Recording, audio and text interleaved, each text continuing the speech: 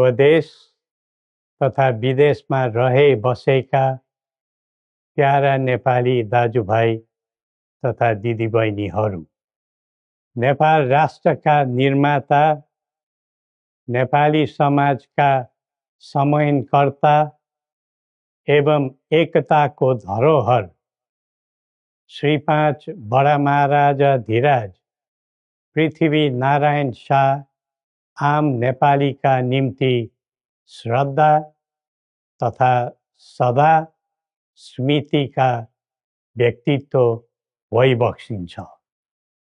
मौसुफको 304औं जन्म जयन्ती तथा राष्ट्रिय एकता दिवसका उपलक्ष्यमा हामी उहाँलाई नमन गर्दै श्रद्धा सुमन अर्पण गर्दछौँ। जस्तोसुकै शक्तिसँग पनि सङ्घर्ष गरेर राष्ट्र एकीकरणमा सबै जात, सबै धर्म र सबै क्षेत्रका नेपालीको सक्रिय, सबल र सफल नेतृत्व गरेको शाहवंशीय राज संस्थाको इतिहास सबैका सामु छर्लङ्ग छ। नेपाली जनताको खुसी र समृद्धिलाई नै आफ्नो रुचि ठान्ने शाहवंशीय परम्परा रहँदै आएको छ।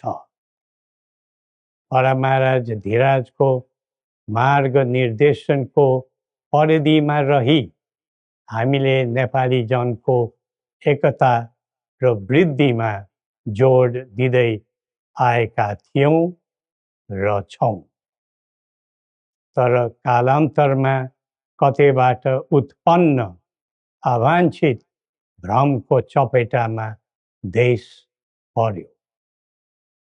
झन्डै 2 दशक अघि शान्ति ल्याउँछौँ र आर्थिक प्रगतितर्फ देशलाई लैजान्छौँ र स्थायित्व दिन्छौँ भनेर सत्तामा पुगेका दलहरूको चाहना अनुसार हामीले श्री पेच र राजदण्ड जनताको नासो जनताकै सुरक्षित संरक्षणमा बुझाइ सहयोगी नियतका साथ राजकाजबाट बाहिरै रहेको सर्वविदितै छ।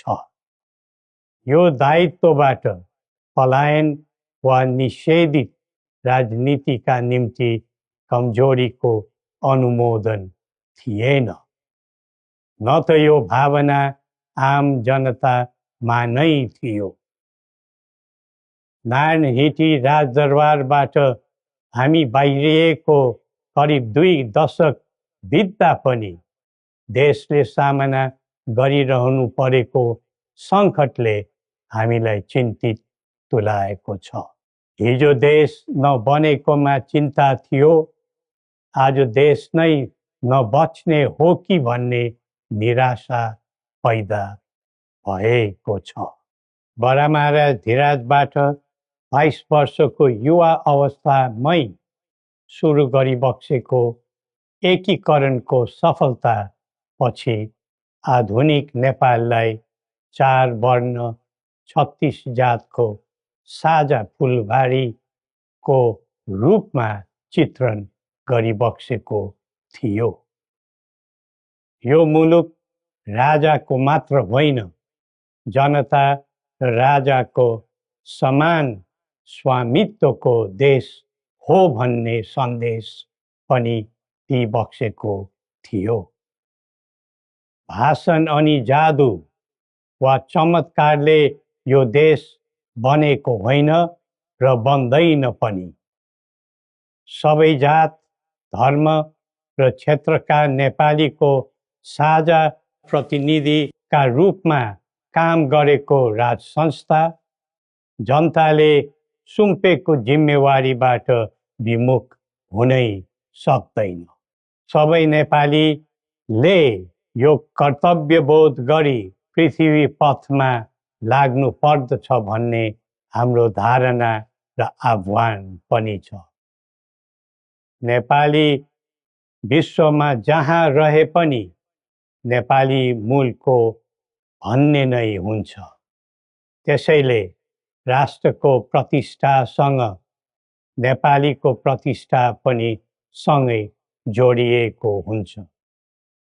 मुलुक स्थायी वा अस्थायी रूपले छोड्दैमा देशसँगको सम्बन्ध तोडिन सक्दैन। देशबाट जनशक्ति पलायन हुँदै जानुले देशको भविष्यबारे निराशाको सङ्केत दिइरहेको थियो। अब पुँजी र पुँजीपतिहरू तथा कर्मवीर उद्यमीहरूको समेत पलायन हुनु थालेको छ।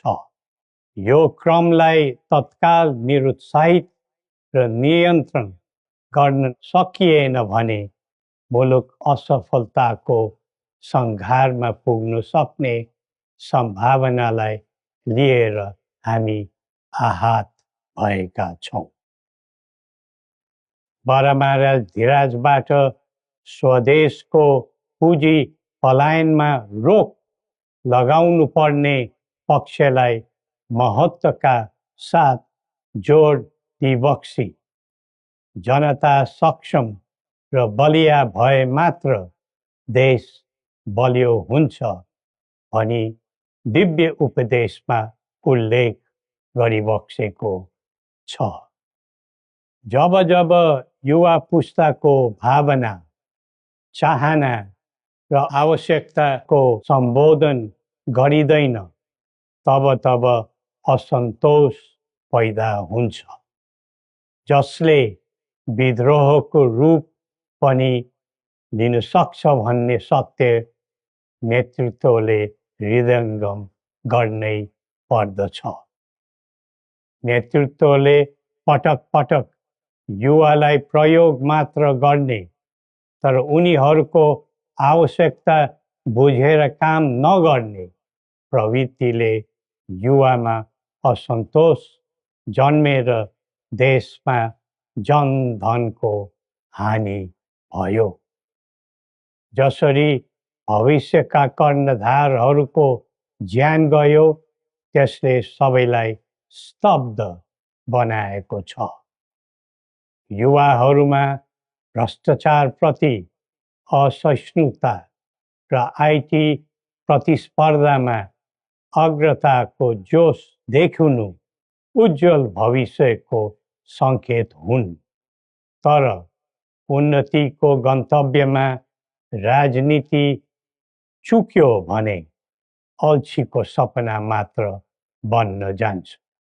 स्वचालित व्यक्तिले राष्ट्रको हित खोज्दै जान्छ, परिचालित व्यक्तिले अर्काको मित खोज्दै हिँड्छ।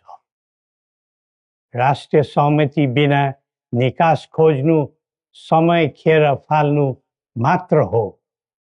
समुन्नतिको यात्रामा सबै मिलेर अघि बढौँ।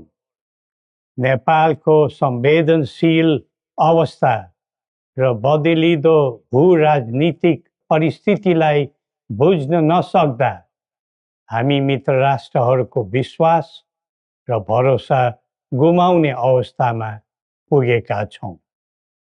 असन्तुलित बन्दै गइरहेको परराष्ट्र नीति र व्यवहारले राष्ट्रिय हितमा गम्भीर असर पुगिरहेको समयमा दिव्य उपदेश र बौद्धिक दृष्टिकोणहरूको महत्त्व अझ बढ्दै गएको छ।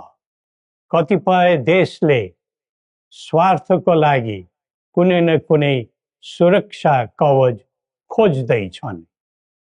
हाम्रो देशको सही छहारी शान्तिको कवच हुनै पर्दछ।